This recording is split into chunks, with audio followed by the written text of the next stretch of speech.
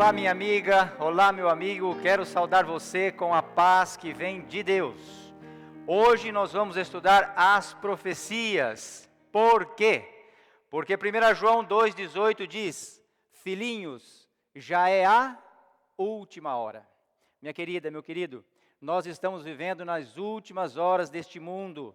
Temos que estudar as profecias, temos que nos inteirar das profecias. O texto continua dizendo: como ouvistes que vem o anticristo. Oh, meus queridos, temos que estar atentos. Há sociólogos que dizem que nós necessitamos de um governo mundial. E há sociólogos que dizem também que só há uma pessoa que pode governar este sistema global. Qual seria esta pessoa? Que você acha? O que é que você pensa? Sociólogos dizem: precisamos de um sistema único, global. Eles também dizem: só há uma pessoa que pode controlar, administrar este governo universal. Quem seria esta pessoa? Bem, amigos, eu quero, no final de minha fala, apresentar a vocês duas cartas apostólicas. A primeira delas, Dies Domini, ou seja, dia do Senhor, dia do domingo. Esta carta foi escrita em 31 de maio de 1998, pelo Papa João Paulo II. Esta carta apostólica, ela é dirigida ao clero e aos fiéis da Igreja Católica, sobre a santificação do domingo. Então, esta carta, ela é direcionada aos membros desta igreja. Uma segunda carta que eu quero apresentar a vocês no final do nosso culto de hoje, é a carta encíclica Laudato Si, do Papa Francisco, sobre o cuidado da casa comum. Esta carta encíclica, ela foi escrita em 24 de maio de 2015, convocando líderes de todo o mundo para um pacto global da educação, ou de educação, ok? Esta casa comum que ele se refere aqui é o mundo, o planeta, como cuidarmos do mundo, como cuidarmos do planeta. Este encontro ia dar agora no dia 14 deste mês, de maio de 2020. Por conta da pandemia que estamos vivendo, nós não vamos ter esse encontro, mas estava planejado para termos este encontro. Perguntas. Você gosta de perguntas? Vamos lá para algumas perguntas. Veja bem, você já sabe as respostas, tá? Todas as perguntas que eu fizer aqui, você já sabe as respostas. São respostas fáceis. É apenas uma pergunta retórica e introspectiva para podermos ativar o nosso cognitivo e nos inteirarmos aqui do assunto que queremos passar nesta manhã. Vamos lá? Primeira pergunta. A serpente falou, ou Satanás falou através da serpente, quando ele se dirigiu a Eva? Lá no jardim do Éden, quem é que falou com Eva? Foi a serpente ou Satanás falou através da serpente? Eu quero ler um texto de Apocalipse 12, verso 9. Aqui nós encontramos a resposta. Diz assim: e foi expulso o grande dragão, a antiga serpente, que se chama Diabo e Satanás, o sedutor de todo o mundo. Sim, foi atirado para a terra e com ele os seus anjos. Quem é a serpente aqui, segundo este texto? Satanás, a antiga serpente, o sedutor de todo o mundo. Uma segunda pergunta: quem tentou impedir que o povo de Israel saísse do Egito? Foi Faraó ou foi o próprio Satanás? Usando a Faraó, assim como usou a serpente. Eu quero ler um texto da inspiração que nos aclara, nos dá esta resposta. A inspiração diz assim: Satanás foi o instigador disto. Quem instigou para que o povo de Israel não saísse do Egito? Satanás. Sabia que um libertador deveria levantar-se entre os israelitas. Ele sabia que dali sairia um libertador.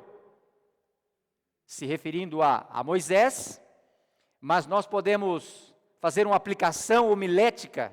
Dali sairia o Cristo, porque Cristo sairia de Israel, Cristo sairia da tribo de Judá. Então Satanás não tinha intenções de que este povo fosse avante como povo. Ele queria exterminar esta nação, ele queria acabar com esta nação, porque desta nação viria um Salvador. Primeiro Moisés e depois Cristo. Uma terceira pergunta: quem matou as criancinhas? Foi Herodes ou Satanás? Lembre-se que quando Jesus estava por vir a este mundo, Herodes deu um decreto para que as crianças abaixo de 2 anos fossem exterminadas, fossem mortas. Quem estava por trás de Herodes? Quem verdadeiramente tinha o interesse para que estas crianças fossem mortas e dentre elas Jesus? Herodes ou Satanás? Ó, meus queridos, Satanás? Satanás tinha esta intenção. E eu leio o que está em Apocalipse capítulo 12, do verso 1 ao 4. Diz assim: viu-se grande sinal no céu, a saber, uma mulher vestida do sol, com a lua debaixo dos pés e uma coroa de 12 estrelas na cabeça, que, verso 2, achando-se grávida, uma mulher, igreja, achando-se grávida para dar à luz ao seu filho Jesus, grita com dores de parto, sofrendo tormentas para dar à luz. Verso 3. O verso 3 diz: viu-se também outro sinal no céu, e eis um grande dragão vermelho, com 7 cabeças, 10 chifres, e nas cabeças 7 diademas. A sua cauda, diz o verso 4, arrastava a terça parte das estrelas do céu, as quais lançou para a terra. E agora veja bem: e o dragão se deteve em frente da mulher que estava para dar à luz, a fim de lhe devorar o filho quando nascesse. Ó, meus queridos, o texto é claro. O texto diz que existiu uma mulher, o Velho Testamento, que estava grávida para dar à luz, esta mulher, a igreja, o povo de Deus, dali sairia o seu filho Jesus Cristo. E Satanás, o que ele fez? Ele parou em frente a esta mulher, ele parou em frente a esta instituição chamada igreja, na pessoa do povo de Israel, preparado para que quando Jesus nascesse, ele devorasse a Jesus Cristo. Agora, quem tentou fazer Jesus pecar no deserto da tentação? Bom, amigos, ali, de forma direta, não temos dúvida, foi Satanás em pessoa. Agora, eu quero dizer a vocês o seguinte: Satanás não é onipresente. Ele não pode estar ao mesmo tempo na China, ao mesmo tempo no Japão, na Austrália, na Europa, aqui na América. Ele não pode. Satanás, ele só pode estar em um lugar apenas, porque ele não é onipresente. Não sendo ele onipresente, o que Satanás tem que fazer? Ele tem que usar elementos desta natureza, deste mundo, para poder concluir ou fazer valer os seus desígnios.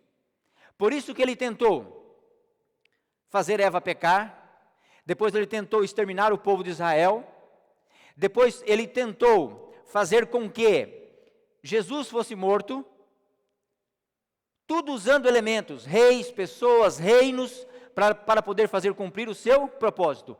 Como ele não conseguiu, Jesus veio a este mundo e foi vitorioso. O que lhe resta agora? Atacar a Jesus? Ele não pode. Jesus está no céu. Então ele ataca a sua igreja, ele ataca o seu povo, porque atacando o seu povo, atacando a igreja de Deus, ele está atacando diretamente ao nosso Senhor e Salvador Jesus Cristo. Agora veja bem, meus queridos, eu quero ler Apocalipse 12, verso 17, que nos ajuda nesse entendimento. Diz assim, ó: irou-se o dragão contra a mulher. Veja, Satanás irou-se contra a mulher. O que é a mulher? A mulher é a igreja, nós já sabemos disto. Irou-se o dragão contra a mulher e foi pelejar com o restante da sua descendência, os que guardam os mandamentos de Deus e têm o testemunho de Jesus. Qual é o elemento que Satanás está atacando hoje? A igreja de Deus. E a pergunta é: qual é o elemento que ele usa para atacar a igreja de Deus? A resposta é simples: outra igreja. Vocês me entendem? Lembra-se que a serpente foi usada por Satanás. Lembra-se que Herodes foi usado por Satanás. Agora ele usa uma igreja falsa para atacar a igreja verdadeira. Esta é a estratégia de Satanás. Eu quero mostrar para vocês como surgiu esta igreja falsa. É o objetivo desta manhã.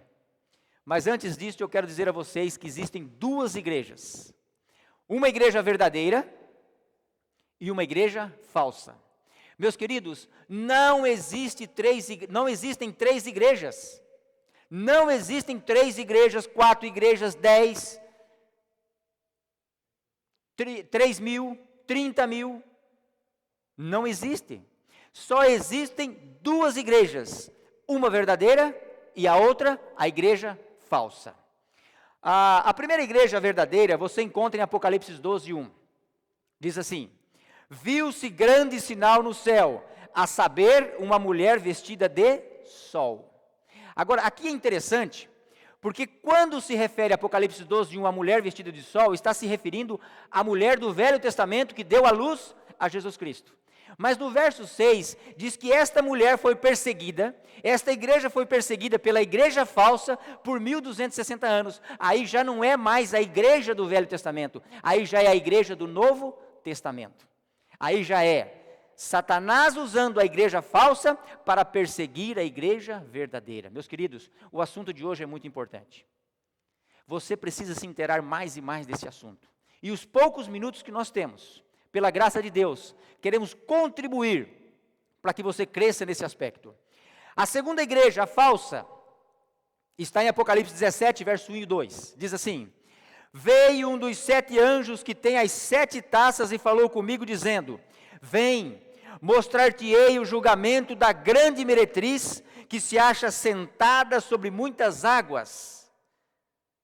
O que são águas em profecia? Povos, nações, igreja. Satanás está sentado e dirigindo uma igreja falsa para atacar a igreja de Deus, a igreja verdadeira. E o texto termina dizendo assim: com quem, olhem bem, com quem se prostituíram os reis da terra, e como o vinho de sua devassidão, foi que se embebedaram os que habitam na terra. Minha querida, meu querido, deixa eu lhe dizer algo. Talvez, de forma imperceptível, você está embriagado com as doutrinas desta igreja. Meu amigo evangélico, pentecostal, neopentecostal, determinado à terceira onda, preste atenção nisso aqui. Será que a sua igreja recebeu desta fonte falsa alguma doutrina que perpetua até os dias de hoje? Será que de geração em geração você não está bebendo desta fonte? Será que a reforma que Lutero iniciou, será que ela ainda não precisa na sua vida, na sua família, na sua igreja, novamente, continuar sendo reformada? Muito bem. Como surgiu a igreja falsa? Para que Satanás pudesse atacar a igreja verdadeira, para que Satanás pudesse atacar a igreja de Deus. Deixa eu lhe dizer uma coisa. Há poucos dias nós estudamos sobre Daniel capítulo 2, Daniel capítulo 7. Em Daniel capítulo 2, nós temos ali um sonho de Nabucodonosor, que sonhou com a grande estátua. A estátua era composta por 4 metais: o ouro, a prata, o bronze e o ferro. E os pés em partes de ferro e em partes de barro. Em Daniel capítulo 7, nós estudamos um sonho que agora é Daniel quem tem o sonho, já não é mais Nabucodonosor. e ele sonha com 4 animais: um leão, um urso, um leopardo e um animal terrível e espantoso. Esses 2 capítulos falam da mesma coisa. Falam a mesma coisa. São reinos que viriam depois de Babilônia, depois de Medo-Pérsia, depois Grécia e depois Roma. Nós estudamos as datas destes reinos. Agora, meus queridos, eu quero dizer uma coisa para você. A profecia, ela é contínua. Ela não tem interrupção. Veio Babilônia. Terminado Babilônia, a Medo-Pérsia já estava se preparando para assumir o seu posto como um governo mundial. Quando a Medo-Pérsia estava por ser derrotada, a Grécia já há tempo vinha se preparando para assumir o seu posto como um governo mundial. E quando a Grécia estava caindo, estava perdendo o seu poder, Roma há algum tempo já estava se preparando para assumir o lugar de um governo mundial. Agora, meus queridos, preste atenção. Quando Roma estava por cair, por ocasião da invasão das 10 tribos bárbaras germânicas, que deu fim ao Império Ocidental Romano, a igreja já estava se levantando para assumir o poder em lugar de Roma. Preste atenção no que eu vou lhe dizer. Depois de Cristo, até o ano 100 da nossa era, a igreja foi pura. A igreja cristã foi pura, imaculada, representada pelo cavalo branco de Apocalipse. Se lembra do cavalo branco de Apocalipse? Ali estava representada a igreja do primeiro século. Acontece que o segundo cavalo do Apocalipse capítulo 6 é o cavalo vermelho. E o cavalo vermelho, assim como o cavalo branco simbolizava uma igreja pura, assim como o cavalo branco significava uma igreja sincera aos princípios que Cristo deixou e também a sua palavra, o cavalo vermelho, mesclado com sangue, simboliza uma igreja que foi perseguida. A igreja, a partir do segundo século, ela sofreu grandes perseguições. Ela sofreu perseguição no segundo século, no terceiro século. A igreja estava se expandindo por todo o mundo, e o Império Romano se via atacado por esta influência, a influência do cristianismo. Quando Constantino subiu ao trono em 306, e alguns gostam de colocar a data de 312, 313, mas a verdade é que Constantino em 306 já era um imperador forte, já tinha ali o domínio forte de Roma. Em 312, Constantino se diz ter se convertido ao cristianismo.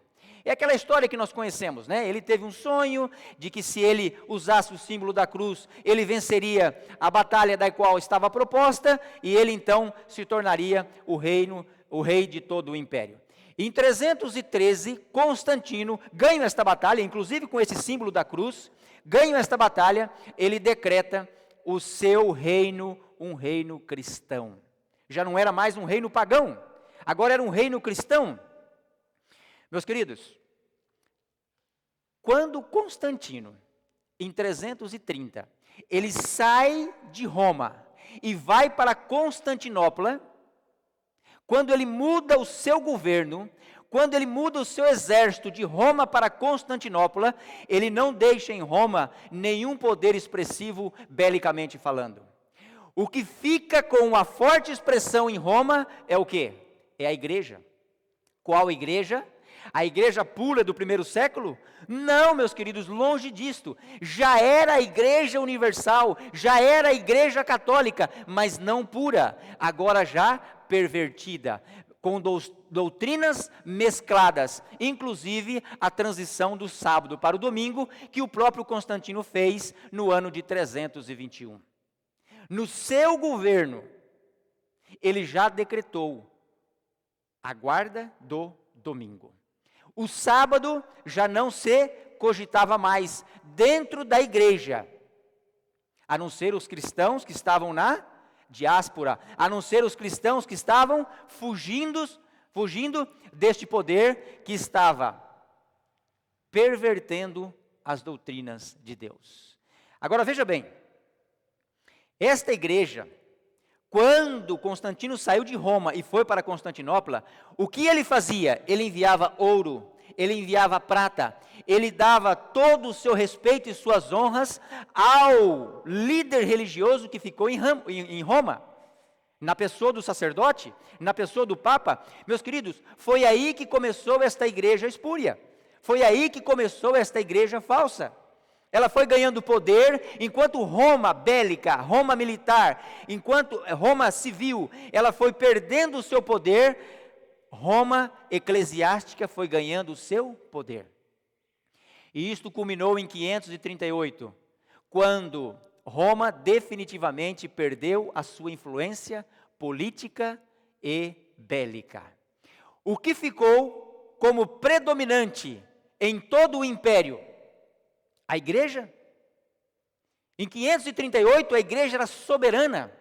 A igreja tinha força sobre os arianos, a igreja tinha força sobre o Império Romano, a igreja tinha força sobre toda a Europa.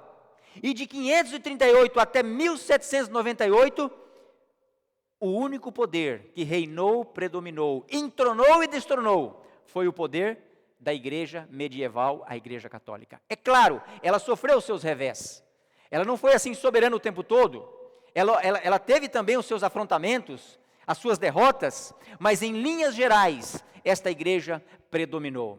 Meus amigos, a profecia não tem interrupção. Preste atenção: Babilônia, Medo-Pérsia, Grécia, Roma, a ponta pequena, a igreja falsa, o poder papal, a ponta pequena. E depois a ponta pequena, esta igreja falsa, sofreu uma ferida de morte em 1798. Mas não para por aí, a profecia continua até a volta de Jesus. É a pedra nos pés da estátua, ok? E nós queremos ver com você o porquê que Satanás criou esta igreja. Bom, nós já comentamos uma parte da resposta. É porque Satanás não pode ser um ser onipresente. Ele precisa usar elementos deste mundo para atacar o povo de Deus, para atacar Deus. Por isso ele criou esta igreja falsa. Mas há uma outra razão. Já no segundo século, os estudantes, os teólogos, eles já conheciam as profecias tal qual nós conhecemos hoje. Eles já interpretavam Daniel capítulo 2 e Daniel capítulo 7 como nós interpretamos hoje. Veja bem, meus queridos, 200 anos apenas depois da vinda de nosso Senhor e Salvador Jesus Cristo, já havia teólogos e pessoas comum e corrente que já interpretavam as profecias como nós interpretamos. Eu vou dar exemplo de um teólogo, Hipólito. Hipólito nasceu no segundo século. Hipólito era antipapa. Ele já sabia que depois de Babilônia viria Medo-Pérsia, depois de Medo-Pérsia viria Grécia, depois de Grécia viria Roma, e a ponta pequena, o chifre pequeno, ele já interpretava como a igreja falsa que atacaria o povo de Deus. Agora pensem comigo, se Hipólito no segundo século, ele já sabia de tudo isto, Satanás não tinha que usar um elemento, Satanás não tinha que usar da sua estratégia para que você e eu não tivéssemos este conhecimento, fôssemos proibidos de obter, ou pelo menos atrapalhados de obter este conhecimento. Pensem comigo, nós estamos em 2020, se Satanás não tivesse causado esta interrupção, se Satanás não tivesse causado esta igreja, a palavra de Deus continuaria pura, e particularmente creio que Jesus já teria voltado. Se você der uma olhada em Daniel capítulo 7, se você der uma olhada em Daniel capítulo 8, 7, 8, 8, 9, se você der uma olhada em Daniel capítulo 9, verso 27, se você der uma olhada em Daniel capítulo 11, se você der uma olhada em Daniel capítulo 12, se você der uma olhada em Mateus 24, se você der uma olhada em 2 Tessalonicenses capítulo 2, se você der uma olhada em 1 João capítulo 2, se você der uma olhada em Apocalipse capítulo 11, se você der uma olhada em Apocalipse capítulo 13, se você der uma olhada em Apocalipse capítulo 18, você vai ver várias expressões para este poder. E eu quero ler aqui com vocês essas expressões. Aliás, eu não preciso nem ler. Eu quero dizer para vocês que, nesses textos que eu citei, este poder é nomeado como o anticristo, a ponta pequena ou o chifre pequeno, o abominável da desolação, o filho da perdição. Ali é dito como que a igreja falsa, prostituta, é dito, é nomeado como o dragão. Meus queridos, é pouca coisa esse poder? É de pouca monta? Não temos que fazer caso à profecia e nos inteirarmos da profecia? Claro que sim. Agora eu quero falar um pouquinho sobre os horrores que este poder criou, perseguindo o povo de Deus. Primeiro deles, de 538 a 1798, eles usaram uma Bíblia, a Vulgata Latina, que o povo não tinha acesso. A parte era em latim, e nessas alturas nem todos compreendiam o latim. A palavra era explicada, era dita, era defendida. Em muitos casos, o clero, com as costas viradas para o público, o sacerdote, lendo, o latim já não se entendia. Agora imagina, você não estava de frente, você estava com as costas voltadas para a sua congregação. Era proibido distribuir as Bíblias, sob pena de morte. Era proibido traduzir a Bíblia para outros idiomas. Você viu como que Satanás é astuto? Como que ele usa esse elemento, igreja falsa, para poder impedir que a igreja verdadeira avance? Ensinava que a salvação era pelas indulgências e não pela graça. Ó, meus amigos, a maior aberração que pode existir é você ensinar alguém que a salvação não é pela graça. A salvação é inteiramente pela graça. Mesmo nós adventistas que valorizamos os mandamentos de Deus, e não poderia ser diferente, eles estão na mesma altura da graça, mas a salvação é pela graça. E uma vez salvo pela graça, Deus coloca em você o prazer em obedecer a Deus. Eles ensinavam que eram as tradições e os documentos selados pelo Papa e não a Bíblia que tinha valor. Desde quando, irmãos, documentos escritos por homens têm valor, tal qual a Bíblia ou sobre a Bíblia, ou acima da Bíblia? Cegou o mundo por 1260 anos. Satanás conseguiu atingir o seu objetivo. Agora eu quero ir para a parte final. E conforme eu prometi, eu quero apresentar a vocês esses dois documentos. O primeiro deles, a carta apostólica Dies Domini, Dia do Senhor ou Dia do Domingo. Esta carta foi escrita em 1998 por João Paulo II, ao clero e aos fiéis da Igreja Católica sobre a santificação do domingo. Ela contém 72 páginas. 72 páginas. Ela, logo no seu primeiro capítulo, no subtítulo Tudo começou a existir por meio dele, a celebração da obra do Criador, no parágrafo 8 diz assim, o domingo, segundo a experiência cristã, é sobretudo uma festa pascal, totalmente iluminada pela glória de Cristo ressuscitado. É a celebração da nova criação. Para que serviu esta carta? Para motivar aos fiéis a serem fiéis guardadores do dia de domingo. Quando a Bíblia diz o dia de sábado. Agora eu vou para outra carta, é uma carta encíclica, há uma diferença aí.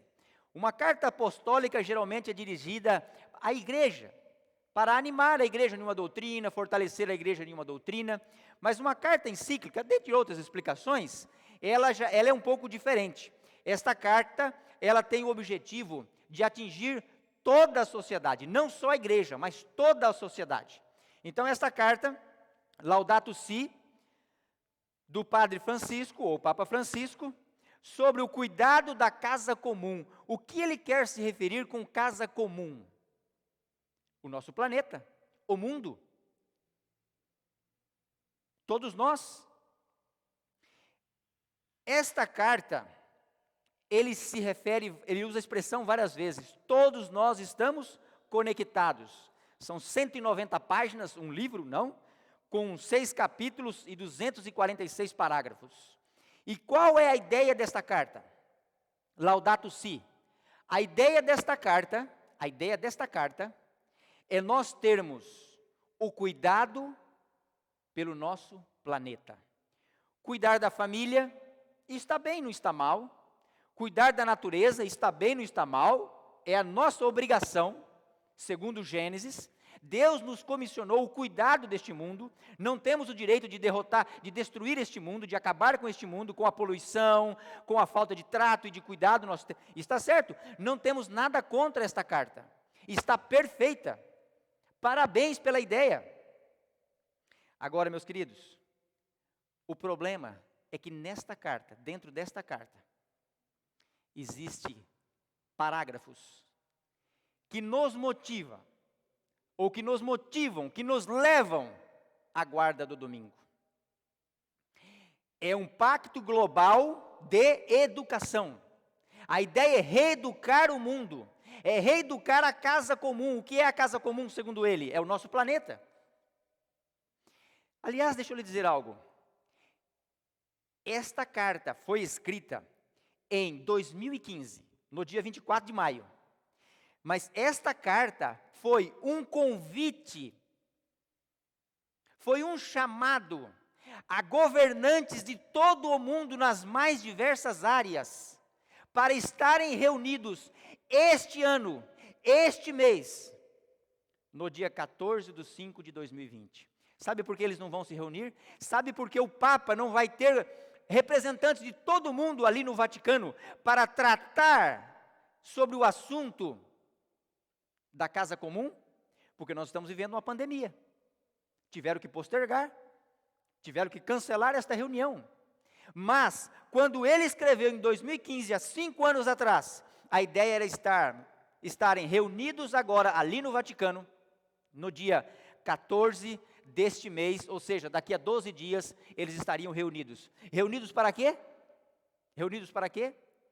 Para mostrar a importância do cuidado com a natureza, para mostrar da importância do cuidado com a família, e para mostrar a importância do dia do domingo. Eu te pergunto, a Bíblia se refere do domingo como um dia de guarda ou do sábado? Eu vou ler o que está escrito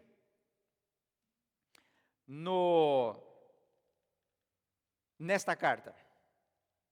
Agora, à vista da deterioração global do ambiente, quero dirigir-me a cada pessoa que habita neste planeta. Olha, nós estamos em um momento em que o mundo está deteriorado. Então ele diz assim, eu quero me dirigir a cada cidadão deste planeta. Veja que esta carta aqui, Laudato Si, não é como a Dies Domini. Esta é para a igreja, é para os fiéis da Igreja Católica. Esta não é somente para os fiéis da igreja Católica. Esta é para todo mundo. Ele quer se dirigir a cada habitante deste planeta. E o que é que ele quer falar? Nesta encíclica, pretendo especialmente entrar em diálogo com todos acerca da nossa casa comum. O que é a casa comum? O planeta, já falamos. Agora, no capítulo 6, sobre o título Educação e Espiritualidade Ecológicas, no subtítulo 6 também, diz assim, os sinais sacramentais e o descanso celebrativo. Já entra na questão do domingo. Diz assim, o parágrafo 237. A participação da Eucaristia é especialmente importante ao domingo. Este dia, a semelhança do sábado judaico, ele não tem nada de semelhante, pelo menos como santo e dia de guarda não tem nada semelhante.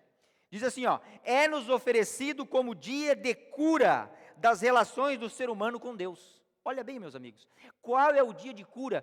Qual é o dia que nós temos para se relacionar com Deus e sermos curados da nossa hipocrisia, da nossa maldade, do nosso egoísmo? É o sábado? Ezequiel 20:20, Ezequiel 20:12, Gênesis capítulo 2, verso 1, 2 e 3, Apocalipse capítulo 1, 10, e assim por diante. O domingo, olhem bem, o domingo é o dia da ressurreição, o primeiro dia da nova criação. Ele fala muito aqui da nova criação, ele fala muito aqui do oitavo dia, que tem as suas primícias na humanidade ressuscitada do Senhor, garantia da transfiguração final de toda a realidade criada. Além disto, este dia anuncia o descanso eterno do homem em Deus. É interessante, irmãos, que aqui se fala muito do sábado também, mas do domingo como substituindo o sábado. E quando fala do sábado, usa os textos bíblicos, e muitos textos, mas quando fala do domingo, não usa texto, é a tradição.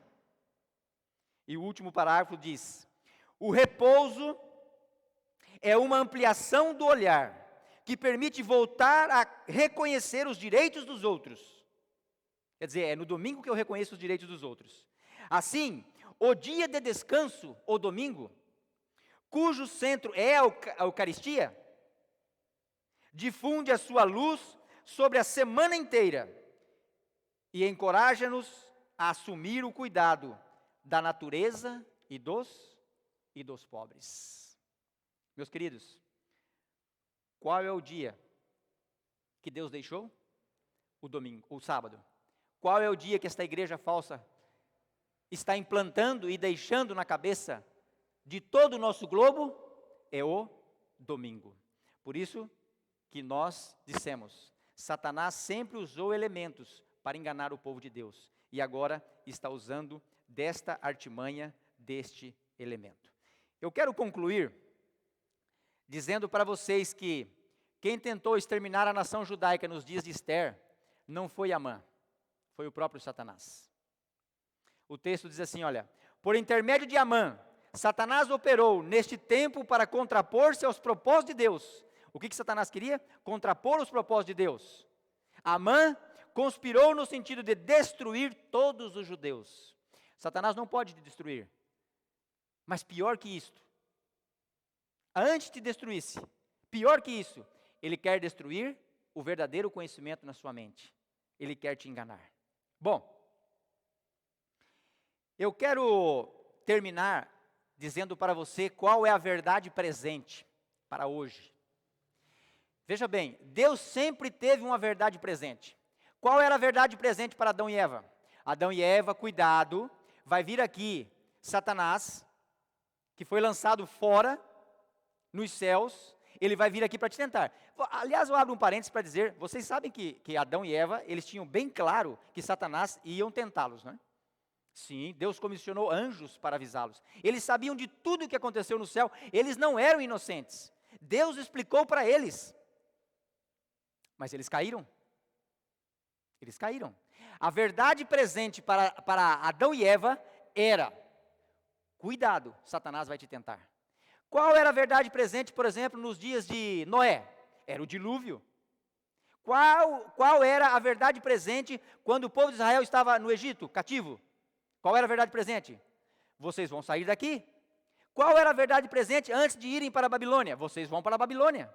Qual era a verdade presente nos dias de Babilônia, do cativeiro? Vocês vão ficar aqui 70 anos, mas depois vocês vão regressar. Qual era a verdade presente nos dias de João Batista? O Cordeiro de Deus vai vir.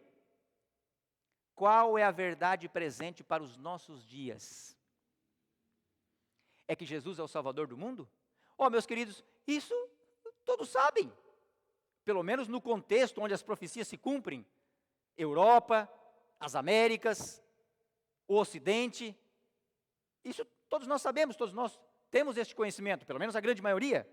A verdade presente para hoje é a que está contida em Apocalipse capítulo 14, a primeira, a segunda e a terceira mensagem angélica.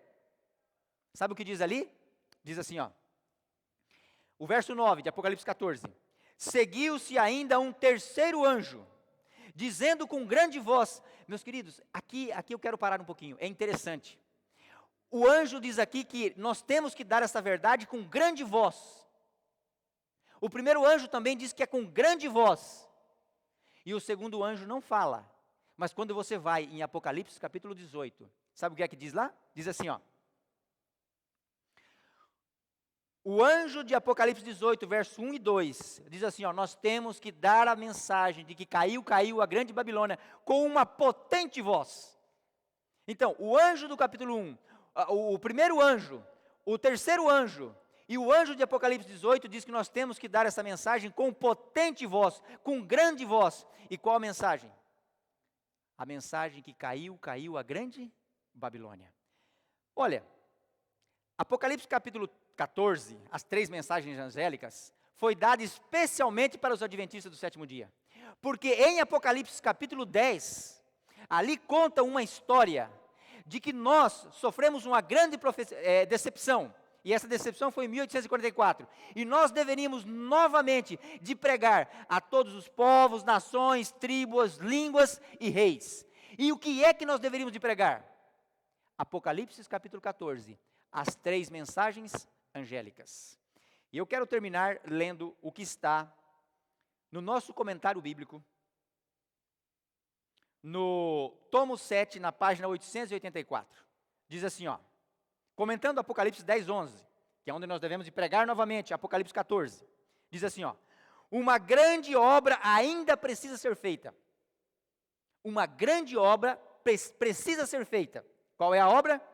Os adventistas deveriam prosseguir a proclamar a mensagem do terceiro anjo. E qual é a mensagem do terceiro anjo? Eu faço questão de ler com você, neste momento. Diz assim, Apocalipse 14, diz, seguiu-se ainda um terceiro anjo, dizendo com grande voz, se alguém adorar a besta e a sua imagem, e receber o sinal na sua testa, ou na sua mão, também o tal beberá do vinho da ira de Deus, preparado sem mistura, no cálice da sua ira. Agora deixa eu lhe dizer uma coisa, meus queridos. Isso aqui não é uma mensagem de medo, muito pelo contrário. Isso aqui é uma mensagem de graça. Sabe por quê? Porque o teu pai pode não conhecer estas coisas, ele precisa conhecer. A esposa pode não conhecer essas coisas, ela precisa conhecer. O teu pastor pode não conhecer essas profecias, ou pelo menos não interpretar assim, ele precisa interpretar assim. O seu vizinho, o seu amigo de trabalho, nós não podemos ficar somente no sensorial. Jesus te ama, você é a coisa mais linda que Deus tem e para por aí. É uma grande verdade que você é a coisa mais linda que Deus tem, e eu concordo e me faz bem ouvir isto. Mas eu não sou feito somente de sentidos. Deus me deu razão, Deus me deu a sua palavra para ser estudada, para ser esquadrinhada. São João 8,32, conhecereis a verdade vos fará livres. Mesmo dentre nossas fileiras tem muita gente cega, que se um anjo aparecer aqui, como Satanás fez com a serpente, se Satanás se transformar num anjo de luz e aparecer aqui curando o coronavírus, resolvendo o teu problema de câncer, saúde, resolvendo os teus problemas financeiros, dentre aqueles que estão nas nossas fileiras, sabe o que vai acontecer? Vão cair de joelho, adorar Satanás, na pessoa de um anjo, dizendo, Jesus voltou, Jesus voltou, Jesus voltou, quando Jesus não voltou, quando é mentira, quando é engano. Você me entende, meus queridos, porque nos dias de hoje, nós precisamos prestar atenção nas profecias? Ellen White diz assim, o nosso povo precisa dar atenção em Daniel e Apocalipse, principalmente aquela parte de Daniel que foi selada. Qual é a parte de Daniel que foi selada? As 2.300 tardes manhãs, dentre outros pontos. Porque era para os últimos dias, e nós já estamos vivendo nos últimos dias. Meus queridos, não temos mais tempo, preciso encerrar. Que Deus te abençoe, que Deus te ajude, que você possa entender que enquanto você está trabalhando, enquanto você está dormindo, há um poder por trás da sua família, há um poder por trás da sua igreja, há um poder por trás da sua pessoa, querendo enganar você, querendo trair você, querendo tirar a verdade e colocar o erro. Aqui estão as cartas, trabalhando enquanto você está dormindo. Que Deus te abençoe, que estejamos mais despertos que nunca para podermos viver os dias finais da história desse mundo. É o meu desejo, a minha oração. Amém.